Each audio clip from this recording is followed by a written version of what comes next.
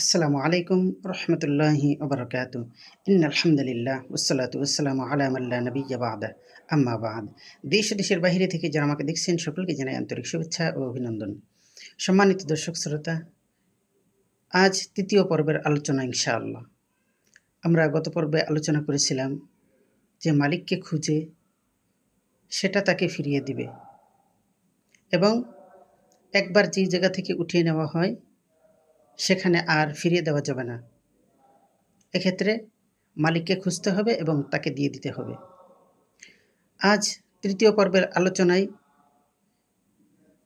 আমরা আলোচনা করব যে কোনো ব্যক্তি যদি কোনো কিছু পড়ে পায়, তাহলে এক্ষেত্রে মালিককে তো দিয়ে দিতে হবে, তবে মালিককে এভাবে খুঁজতে হবে যে যেখানে মানুষ চলাচল করে, একত্র হয়, অর্থাৎ মানুষ চলাচলের রাস্তায় এবং যেখানে জনসমাগম থাকে সেই সমস্ত জায়গায় উচ্চ স্বরে আওয়াজ দিয়ে এই ঘোষণা করতে হবে যে আমি অমুক জিনিস পেয়েছি, যার হয় সে নিয়ে যাবেন।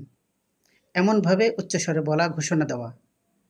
যেমন, এবং এই ঘোষণার ক্ষেত্রে পরিপূর্ণ না বলা। হয়তো পরিপূর্ণ বললে অনেকে মিথ্যা বলে নিয়ে যেতে পারে, সেক্ষেত্রে অনেক কিছু লুকিয়ে রেখে সামান্য কিছু বলা।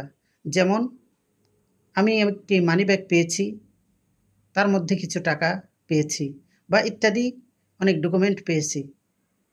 যার হবে সে পরিপূর্ণ তথ্য দিয়ে সে নিয়ে যাবে। এটাই হচ্ছে মাসআলা।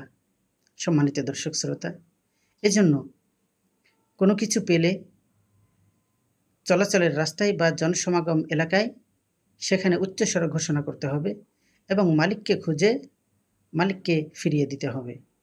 আল্লাহ রাব্বুল আলামিন আমাদেরকে সঠিকভাবে বুঝে আমল করার তৌফিক দান করুন। আমিন। আসসালামু আলাইকুম ওয়া রাহমাতুল্লাহি ওয়া বারাকাতুহু।